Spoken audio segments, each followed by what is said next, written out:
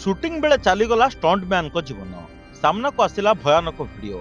ନିର୍ଦ୍ଦେଶକ ପା ରଞ୍ଜିତ ଏବଂ ଅଭିନେତା ଆର୍ଯ୍ୟାଙ୍କ ଅପକମିଂ ଫିଲ୍ମ ସେଟ୍ରେ କାର୍ ଷ୍ଟଣ୍ଟ କରୁଥିବା ବେଳେ ଜଣାଶୁଣା ଷ୍ଟଣ୍ଟ ଆର୍ଟିଷ୍ଟ ଏସ୍ଏମ୍ ରାଜୁଙ୍କର ମୃତ୍ୟୁ ହୋଇଛି।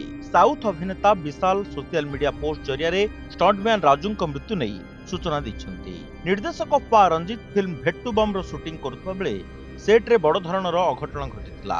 ଏଥିରେ ଷ୍ଟଣ୍ଟମ୍ୟାନ ରାଜୁ ଏକ ଏସ୍ୟୁଭି ଗାଡ଼ି ଚଳାଉଥିଲେ।